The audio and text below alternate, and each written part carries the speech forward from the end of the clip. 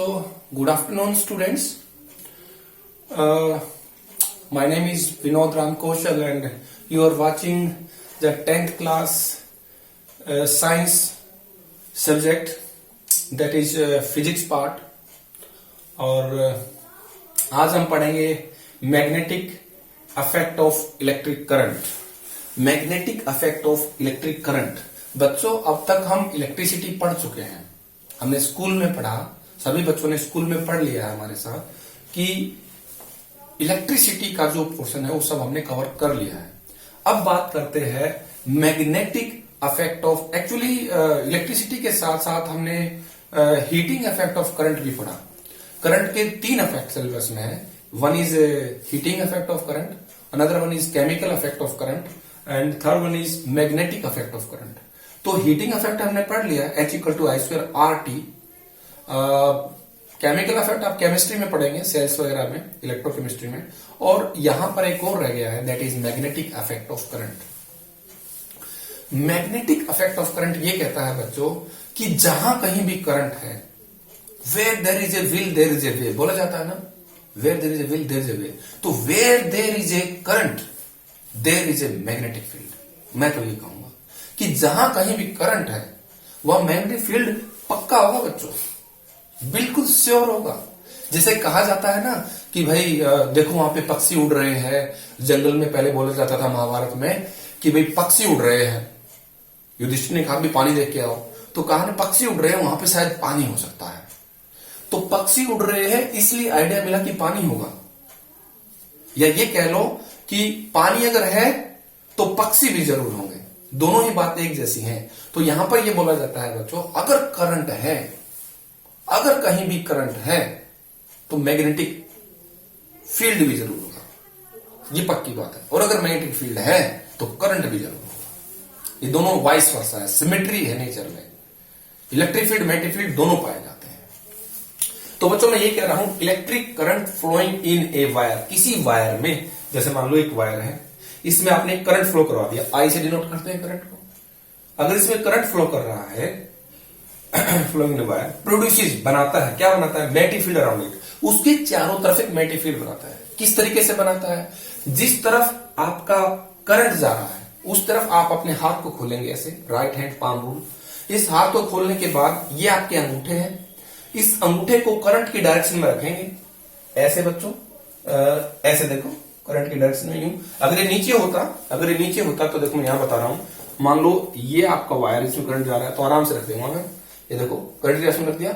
और फिंगर्स को जब कर्ल करेंगे, फिंगर्स को घुमाएंगे ऐसे, तो इस जगह पे फिंगर अंदर जा रही हैं, और यहां पर जब आएंगे तो फिंगर्स बाहर आ रही हैं. तो यहां पर मैग्नेटिक फील्ड बाहर आता हुआ होगा, यहां पर अंदर जाता हुआ, क्योंकि मैग्नेटिक फील्ड एक वेक्टर क्वांटिटी है, इसलिए यहां पे अंदर जाता हुआ, यहां पे बाहर आता हुआ. और यहां पर कैसा होगा भाई, इधर देख लो आप, ऐसे कर रहे हैं, यहां पे ऐसे नीचे, यहां पे ऐसे होगा, और इसके उधर बोर्ड के बैक साइड में ऊपर की तरफ होगा. यानी कि यूं चक्कर काट रहा है. तो हमने ऐसी डायरेक्शन बनाई, देखो ये क्रॉस मतलब अंदर जाना, डॉट मतलब बाहर आना. आउटवर्ड मैग्नेटिक फील्ड को हम डॉट से दिखाते हैं, अंदर जाते हुए को इनवर्ड मैग्नेटिक फील्ड से दिखाते हैं.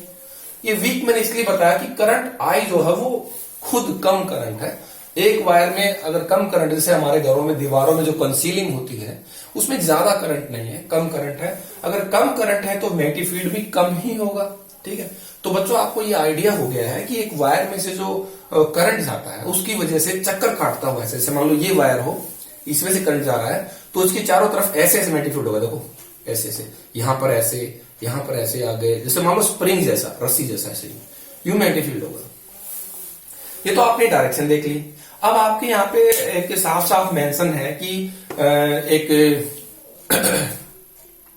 वायर को सीधा ना लेकर के उसको घुमा दिया गया, ऐसे कॉइल बना दिया, एक चक्कर, जैसे एक तार को ये चक्कर बना दिया ना, स्प्रिंग जैसा, ऐसे घुमा दिया तार को. एक कॉइल बना दिया, फिर दूसरी कॉइल, स्प्रिंग होती, तीसरी कॉइल, चौथी कॉइल, और ऐसे कॉइल बनाते चले गए.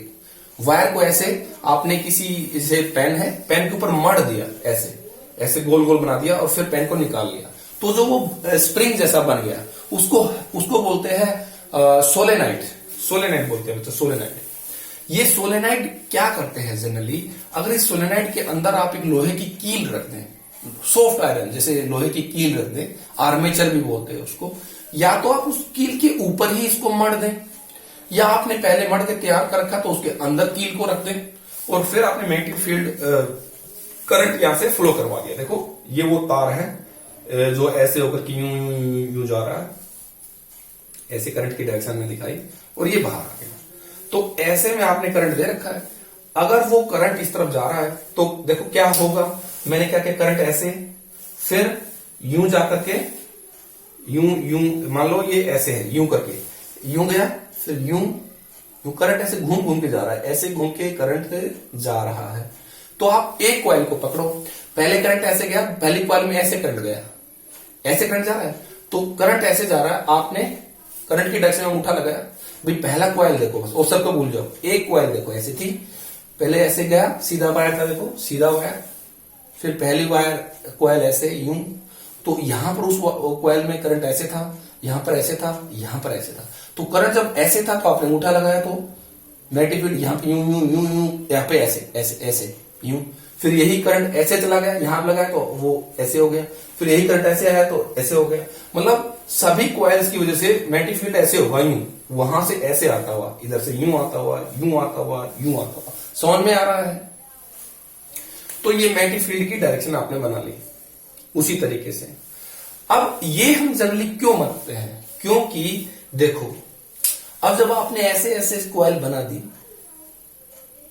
तो हुआ क्या, पहले तो एक सीधे वायर में से करंट जा रहा था, करंट कम था, अब ऐसे करंट गया, फिर ऐसे गया यूं, यहां पर इस डायरेक्शन में, पहली कॉइल में इसके ऊपर ऐसे करंट जा रहा था, फिर दूसरी कॉइल में इसके ऊपर ऐसे जा रहा था, तीसरी कॉइल में फिर ऐसे जा रहा है, चौथी कॉइल में फिर ऐसे, मतलब इस तरफ जाने वाले करंट की जो स्ट्रेंथ है वो बहुत ज्यादा हो गई बच्चों, इस तरफ जाने वाले करंट की स्ट्रेंथ ज्यादा होगी। फिर वही करंट सारा एक साथ इधर भी आ रहा है, सभी पहले वाली कॉइल में ऐसे आ रहा है, दूसरे में ऐसे, तीसरे में ऐसे, सभी कॉइल्स में नीचे, मतलब नीचे की तरफ भी करंट का जो स्ट्रेंथ ज्यादा हो गया, इधर भी करंट का स्ट्रेंथ ज्यादा हो गया, इधर भी, फिर एक साथ सारा इधर आ रहा है, फिर एक साथ सारा उधर, मतलब आई की वैल्यू ज्यादा हो गई। और बच्चों आपके सिलेबस में नहीं है, वरना मैं बताता कि मैग्नेटिक फील्ड जो होती है उसको कैपिटल बी से दिखाया जाता है, और उसका जो फॉर्मूला होता है mu naught upon 4 pi I B L sine theta upon R square होता है। मतलब ये समझ लो, याद करने की जरूरत नहीं है, जो मैग्नेटिक फील्ड है, मतलब जो मैग्नेट का जो वैल्यू है वो जो है करंट के डायरेक्टली प्रोपोर्शनल है। जितना ज्यादा करंट उतनी ज्यादा मैग्नेटिक फील्ड, अगर कम करंट कम फील्ड। तो यहां पर तो कम करंट था ना, और यहां पर देखो सारे मिलकर चल रहे थे, देखो ये ऊपर जा रहा है, ये ऊपर जा रहा है, ये ऊपर जा रहा है, ये ऊपर जा रहा है, ये ऊपर जा रहा है, ऊपर जा रहा है, ऊपर जाने वाले करंट की डायरेक्शन बहुत ज्यादा है, स्ट्रेंथ बहुत ज्यादा ऊपर जाने वाले करंट की, तो ऊपर जाने वाले करंट की वजह से मैग्नेटिक फील्ड भी ज्यादा होगा। क्यों? क्योंकि मैग्नेटिक फील्ड का फार्मूला करंट के ऊपर सीधे सीधे निर्भर कर रहा है, तो इसलिए बी की वैल्यू ज्यादा होती है। और आपने देखा कि इस तरीके से इसकी डायरेक्शन बन गई। डायरेक्शन फिर से बता दूं, थोड़ा सा कॉम्प्लेक्स है। देखो आपने क्वाइल बना ली, आपने एक क्वाइल को पकड़ा, शुरू में ऐसे वायर था, फिर ऐसे क्वाइल गई, पहली क्वाइल ऐसे थी, तो जब यूं जाकर के कॉइल यूं गया तो करंट यूं जा रहा था, तो पहले वाली चूड़ी, एक चूड़ी लगा लो बैंगल, पहले वाली चूड़ी में इधर करंट यूं जा रहा है, फिर वही करंट यूं जा रहा है, फिर वही करंट यूं जा रहा है, वही करंट यूं जा रहा है। तो आप एक बैंगल की फील्ड की डायरेक्शन देख लो, बाकी सबकी वैसे ही होंगी, क्योंकि करंट तो सब में सेम ही जा रहा है, ऐसे घूम घूम करके। तो पहले वाली बैंगल में जो करंट सबसे पहले चढ़ा वो ऐसे चढ़ा, तो आपने वहीं पर अंगूठा लगा दिया, तो ये फिंगर्स देखो बाहर तो ऐसे है, लेकिन आपका जो ये स्प्रिंग बना रखा आपने, कॉइल जो सोलेनोइड बना रखा, उसके अंदर उंगलियां कैसे घूम रही हैं, उधर से इधर, देखो उधर से इधर, तो उधर से इधर फील्ड आएगा। अब ऊपर उसी चूड़ी में करंट जो ऊपर ऐसे जा रहा था, तो ऐसे लगा, ऊपर भी ऐसे देखो स्प्रिंग के अंदर मैग्नेटिक फील्ड ऐसे आ रही। अब उसके बाद इधर में ये नीचे आ रहा था करंट, करंट की डायरेक्शन में अंगूठा रखेंगे, और ये उंगलियां देखो कॉइल के अंदर कैसे घूम रही, कॉइल के अंदर ऐसे घूम रही, इस तरफ मेरी तरफ लाइन आ रही, तो इस तरीके से लाइन आती जाएंगी, और ये सभी फील्ड जुड़ करके काफी ज्यादा वैल्यू इसकी हो जाएगी। और बच्चों जब हम इसके अंदर एक सॉफ्ट आयरन, जैसे लोहे की कील जो होती है सॉफ्ट आयरन बोलते हैं, ये एक केमिस्ट्री का वर्ड है सॉफ्ट आयरन, उसकी एक प्रॉपर्टी होती है। जैसे हम जब छोटे थे तो जब स्याही हम अपने पेन में डालते थे, वो कई बार नीचे गिर जाती थी, तो स्याही चूस होता था, या कपड़ा समझ लो, फोम समझ लो, उस फोम को जब हम उस पर डालते थे तो स्याही को अब्जॉर्ब कर लेता था। आज के जमाने में जैसे पोछा लगाते हैं तो पानी होता है, तो पोछा पानी को पी जाता है, वैसे ही ये सॉफ्ट आयरन है जो होता है, इसकी एक केमिकल प्रॉपर्टी होती है, क्या होती है कि जो भी मैग्नेटिक फील्ड लाइंस आ रही है ये उन फील्ड लाइंस को एब्जॉर्ब कर लेता है, फील्ड लाइंस को ये पी जाता है। तो जब आप इसमें लोहे की कील रखेंगे तो मैग्नेटिक फील्ड को वो एब्जॉर्ब कर लेगा। जैसे इधर से बाहर देख रहे हो सबको खींच लेगा, आप कर देगा मैं लूंगा सारे को, उसमें क्वालिटी होती है कि मैग्नेटिक फील्ड वो सबको खींच लेता है। और खींच ही नहीं लेता बल्कि वो खुद भी मैग्नेट जैसा बन जाता है। जब तक वो फील्ड लाइन उस कील के अंदर से गुजरती रहेंगी वो खुद एक मैग्नेट जैसा बन जाएगा। और मैग्नेट क्या होता है बच्चों, सब जानते हैं मैग्नेट। मैग्नेट होता है कोई भी एक ऐसी ऑब्जेक्ट, कोई भी ऐसी वस्तु जो स्टील, निकल, आयरन या कोबाल्ट, क्या बता रहे बच्चों, स्टील, निकल, आयरन और कोबाल्ट, ये मेटल है, इन चीजों को खींचती है, जो अट्रैक्ट करती है वो मैग्नेट होती है। तो ये जो लोहा आपने इसमें रखा है ना वो एक मैग्नेट की तरह से बन गया है। ठीक है, तो आपने देखा हो अगर आप एक लोहे की कील लेकर के ऐसे ऐसे तार उसमें से लपेटेंगे और लपेट करके लपेटे, बहुत सारे लपेट, जितने ज्यादा लपेटेंगे मैग्नेट की स्ट्रेंथ उतनी ज्यादा होगी। क्यों ज्यादा होगी कि उतना ज्यादा करंट की वैल्यू आ जाएगी। तो जितना ज्यादा करंट होगा उतनी ज्यादा मैग्नेटिक फील्ड की स्ट्रेंथ होगी। और आपने ऐसे लपेट करके, अब तार के दो कोने बचे, एक तो लपेट के आ गए वो, एक शुरू में जो लपेटना शुरू किया था वो, इन दोनों कॉर्नर्स को आप एक बैटरी से जोड़ दो। बैटरी से जोड़ दो तो करंट बहने लगेगा गुर गुर गुर गुर गुर गुर। लेकिन बच्चों ध्यान ये रखना है ये जो वायर है ये इंसुलेटेड वायर होना चाहिए। ऐसा नहीं है कि आपस में टकराए और शॉर्ट सर्किट हो जाएगा। इसके ऊपर एक इंसुलेशन की कवर होती है। जो आप कॉपर की वायर बाजार से खरीदते हैं उसके ऊपर प्लास्टिक की एक कवरिंग होती है। जो मोटर वोटर लोग बांधते हैं, पंखा उनका जल जाता है, कूलर वूलर, तो उसमें जो पीले पीले रंग का वायर देखते हो उसमें ऊपर से एक ट्रांसपेरेंट कवरिंग होती है प्लास्टिक की, वो होनी जरूरी है। ठीक है, तब आप ऐसे लगा दो तो बहुत सारा करंट हो, देखो इस तरफ कितना करंट जा रहा है, ऐसे करंट जा रहा होगा। तो करंट जाने की वजह से मैग्नेटिक फील्ड की वैल्यू ज्यादा हो जाएगी। और मैग्नेटिक फील्ड ज्यादा होने की वजह से जिस लोहे की कील के ऊपर आपने ऐसे रगड़ रखा है वो कील एक मैग्नेट की तरह बिहेव करेगा। तो छोटे छोटे अगर छोटे से आयरन नेल्स आपके एनसीईआरटी किताब में रखा है तो उन नेल्स को वो उठाने लगता है। क्यों? क्योंकि वो जो लोहे की रोड जिस पर आपने वायर्स को लपेटा है वो खुद एक मैग्नेट बन गया है। सॉफ्ट आयरन ने मैग्नेट का रोल ले लिया है। उसकी प्रॉपर्टी होती है जितनी मैग्नेटिक फील्ड लाइंस आ रही है उनको सबको खींच लेता अपने अंदर से और खुद एक टेम्परेरी मैग्नेट बन जाता है कुछ समय के लिए। जब तक लाइन उसमें से गुजरती रहेगी वो मैग्नेट की तरह से बिहेव करता रहेगा। हाँ, आपने बटन बंद कर दिया बैटरी का तो फील्ड लाइन आनी बंद हो जाएगी। और फील्ड लाइन आनी बंद हो गई तो वो जो आपने लोहे की कील रखी थी वो भी मैग्नेट बननी बंद हो जाएगी। और सारे के सारे कील जो छोटे छोटे उसने लोहे के छोटे मोटे पार्टिकल जो उठा रखे थे सारे नीचे गिर जाएंगे। आपने ऑन किया फिर उठ जाएंगे, ऑफ किया फिर गिर जाएंगे। तो ये एक एग्जांपल था। इसके बाद हमने लिखा है if we put a iron nail inside this solenoid it will absorb the magnetic field and turns itself into a magnet. ठीक है, तो हमने वही बताया। मैग्नेट क्या होता है? एक ऐसा ऑब्जेक्ट जो आयरन, स्टील, निकल, कोबाल्ट की चीजों को अपनी तरफ खींचता है। इसके बाद हमने बताया कंपास। एक कंपास होता है बच्चों। कंपास मतलब एक छोटी सी डिब्बी आती है जिसमें एक छोटी सी मैग्नेट लगी रहती है, ऐसे लगी रहती है। देखो ये डिब्बी है, ऊपर कांच का कवरिंग रहती है, शीशा ग्लास रहता है ताकि आपको आर पार दिखे। और एक नॉन मैग्नेटिक केस में वो लगा रहता है, नॉन मैग्नेटिक मटेरियल में। अगर मैग्नेट वाला होगा तो ये मैग्नेट ही उसको खींच लेगा, हमेशा खींची रहेगी। ऐसा नहीं करना है। प्लास्टिक में या नॉन मैग्नेटिक मटेरियल में इसको रखा जाता है, ऊपर से शीशा रहता है और ऐसे तीर जैसा रहता है। आगे जो तीर होता है उसको नॉर्थ पोल बना देते हैं। आपको पता है मैग्नेट के दो पोल होते हैं, हर मैग्नेट में दो पोल होते हैं, एक नॉर्थ एक साउथ। अगर आप एक मैग्नेट मान लो इसके दो टुकड़े कर देंगे तो टुकड़े करने के बाद वो फिर से नॉर्थ साउथ बन जाएंगे। जितने ज्यादा, जैसे शीशा होता है, आप शीशे में शक्ल देखते हैं मिरर में, उसके जितने टुकड़े हो जाएंगे आपको उतनी ही शक्ल उसमें दिखती है। वैसे मैग्नेट के साथ है, एक मैग्नेट के आप जितने टुकड़े करोगे उतने ही मैग्नेट बन जाएंगे। यानी कि हर एक मैग्नेट में दो पोल जरूर होते हैं। Monopoles of a magnet don't exist in the nature. Single pole नहीं होते। आप ये नहीं कह सकते देखो एक टुकड़ा इसमें नॉर्थ मेरे पास आ गया, नहीं, उसके अंदर भी दोनों नहीं होंगे, एक नॉर्थ एक साउथ।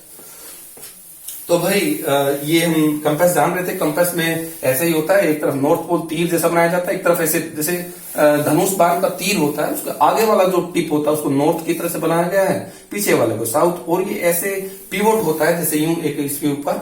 और ये है ना, इसकी खास बात ये है कि हॉरिजॉन्टल डायरेक्शन में ये मूव कर सकता है ऐसे ऐसे।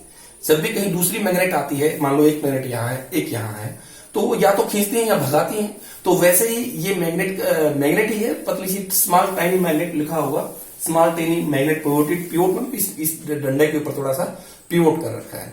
जब भी कहीं मैग्नेटिक फील्ड आएगा ऐसे ऐसे घूम सकता है हॉरिजॉन्टल प्लेन में, यूं नहीं घूमेगा, यूं नहीं घूमेगा, यूं ही घूमेगा। इस तरीके से इसको रिस्ट्रिक्ट कर रखा, बांध रखा है कि हॉरिजॉन्टल प्लेन में ही मूव करता है। इसको बोलते हैं, ये जनरली डायरेक्शन पता करने के लिए यूज किया जाता है। इसका फिर बताएंगे, अभी थोड़ा सा आगे देखिए। मैग्नेटिक फील्ड क्या होता है, देख तो लिया, ये तो मैग्नेटिक फील्ड है, पढ़ लो भाई। The space surrounding a magnet in which magnetic force is exerted. भाई मान लो एक मैग्नेट है, ये मैग्नेट रही, एक दूसरी मैग्नेट है, मान लो ये रही। कहें कि भाई इसका ये नॉर्थ है, इसका साउथ है, और इसका वो वाला साउथ है, इसका ये वाला नॉर्थ है। तो ये नॉर्थ, तो ये तो भगाएगा, ये नॉर्थ हो गया, ये नॉर्थ, तो भगाएंगे दूसरे को, है ना। एक मैग्नेट दूसरे मैग्नेट पे फोर्स लगाते हैं, या तो अट्रैक्टिव नेचर की या रिपल्सिव। अब इसको ऐसे कर दे तो खींच लेगा, ऐसे कर दे तो भगा देगा। तो नॉर्थ पोल, दो नॉर्थ पोल हमेशा एक दूसरे को भगाते हैं। एक नॉर्थ एक साउथ एक दूसरे को अट्रैक्ट करता है ना। दो नॉर्थ भी रिपेल करेंगे, दो साउथ भी रिपेल करेंगे, लेकिन एक नॉर्थ और एक साउथ होगा वो अट्रैक्ट करेंगे। मतलब सिमिलर पोल्स रिपेल करेंगे और डिफरेंट पोल्स अट्रैक्ट करेंगे। तो क्या लिखा था हमने, the space surrounding a magnet in which a magnetic force is exerted. मान लो यहां मैग्नेट है, आप एक मैग्नेट यहां ले आए, खींच रहा था यहां, फिर आप यहां नहीं, आपने यहां रखा, फिर भी खींच रहा, थोड़ा कम से खींच रहा, फिर आपने यहां रखा, थोड़ा कम खींच रहा, फिर आपने यहां तक खींचा ही नहीं। इसका मतलब एक जोन थी, यहां तक वो खींच ले रहा था, है ना, एक हद तक ही वो खींच पाता है। उसके जैसे मान लो, आपको दिखा नहीं बच्चों, यहां देखो, अगर ये है यहां पे खींच रहा है, आपने देखा यहां पे नहीं खींच रहा है, आपने देखा यहां खींचना शुरू कर दिया। तो ये जो दूरी है, इस दूरी तक चारों तरफ में इसका फील्ड है, इसका दायरा है, यहां तक ये दम लगाता है कि भाई या तो खींचूंगा या भगाऊंगा, इसके दूर जाओगे कोई दिक्कत नहीं है। तो मैग्नेटिक फील्ड वही है जो इसका एरिया है, उसी को फील्ड कहा जाता है, जिसमें जिस जगह में कि ये खुद अपना फोर्स लगाए। डायरेक्शन ऑफ मैग्नेटिक फील्ड वो हमने देख भी लिया, कैसे डायरेक्शन देखते हैं। फिर भी देखो क्या लिखा है, the direction of resultant force acting on a hypothetical north pole placed in that point. इसका मतलब क्या है बच्चों, देखो हाइपोथेटिकल नॉर्थ पोल, एक पोल, मोनोपोल जो होता है वो दुनिया में कभी नहीं था, लेकिन हाइपोथेटिकल का मतलब मान के चलो कि आपके पास एक नॉर्थ पोल है, मेरे पास एक नॉर्थ पोल है, मान के चला, ऐसे होता नहीं है। अभी हमने इलेक्ट्रिक फील्ड की डायरेक्शन पढ़ी, स्कूल में पढ़ रहे थे, तो क्या था वहां पर कि अगर आपको कहीं पर इलेक्ट्रिक फील्ड की डायरेक्शन देखनी है, हम सोच रहे हैं कि यहां पर इलेक्ट्रिक फील्ड की क्या डायरेक्शन होगी इस पॉइंट पे, तो क्या करते थे, जहां भी आपको इलेक्ट्रिक फील्ड की डायरेक्शन देखनी होती थी, वहां पर आप एक यूनिट पॉजिटिव चार्ज 1 कूलम का चार्ज लेके आते थे। ये चार्ज अगर यहां पर मान लो कोई 5 कूलम रखा हुआ प्लस का, तो ये प्लस का 5 कूलम इस छोटे वाले को अपनी तरफ खींच लेगा ऐसे। तो जिस तरफ ये छोटे वाला प्लस 1 कूलम चलता चला जाएगा, वही डायरेक्शन होगी इलेक्ट्रिक फील्ड की, है ना। अगर मान लो यहां पर -5 होता, सॉरी बच्चों दोनों प्लस थे ना, तो ये इधर जाएगा, सॉरी, अगर ये +5 है, ये +1 है, तो ये इधर जाएगा, इसको भगाएगा, रिपेल करेगा।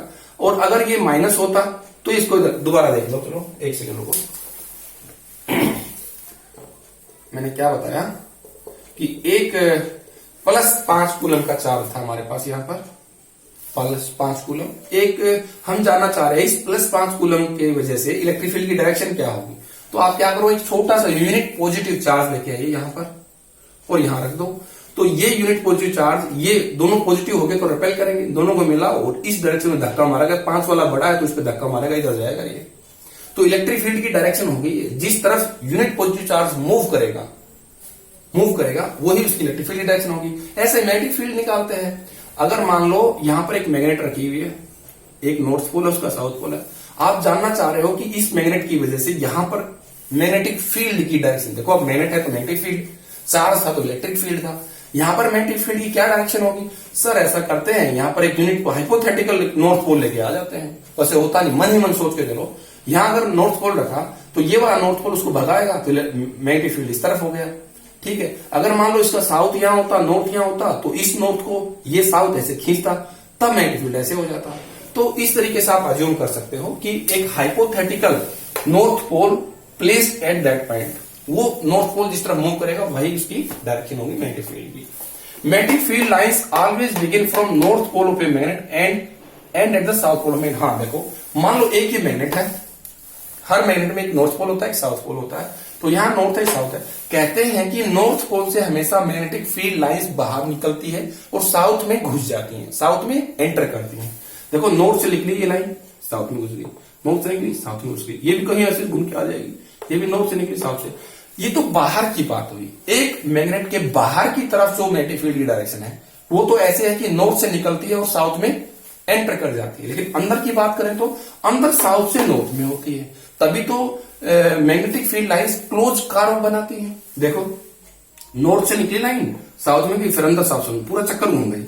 जबकि electric field lines close curve नहीं बनाती थी, वो एंड होता था उनका, कहीं से शुरू कहीं पे खत्म होती थी, एंड होता था मैं इलेक्ट्रिक फील्ड लाइंस का। याद करो बच्चों, हम क्या कहते थे, प्लस चार्ज में से मैग्नेटिक फील्ड लाइन बाहर निकलती है। तो देखो निकलने, ये स्रोत हो गया, ओरिजिन हो गया, यहां से इलेक्ट्रिक फील्ड लाइन बाहर निकल रही थी और नेगेटिव में वो आ रही थी, नेगेटिव में एंटर कर रही थी। जबकि यहां पर क्या है, निकल भी रही है और आ भी रही है। देखो पूरा गोल चक्कर घूम रहे हैं, यहां से भी ऐसे, यहां से भी ऐसे, पूरा राउंड चक्कर है। अब लास्ट में जल्दी से देख लेते हैं properties of magnetic field lines. Magnetic field line से क्या प्रॉपर्टी होती है? पहला प्रॉपर्टी तो यह है कि वो नॉर्थ से निकलती है, साउथ में चली जाती है, आपको पता चल गया। They come closer to one another near the poles. ये देखो पोल होते हैं, ये इसका पोल मतलब सिरा, अगर ये मैग्नेट हो तो ये भी पोल हुआ, ये भी पोल हुआ, कोई एक नॉर्थ होगा तो दूसरा साउथ होगा।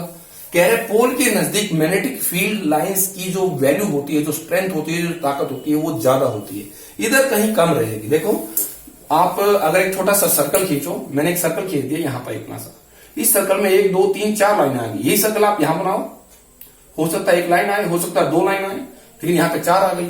तो उतने ही सर्कल में यहाँ ज्यादा लाइन आई, मतलब डेंसिटी ज्यादा थी, बहुत ज्यादा लाइन थी यहाँ। तो जितनी ज्यादा डेंसिटी होती है उतनी ज्यादा उसकी पावर होती है।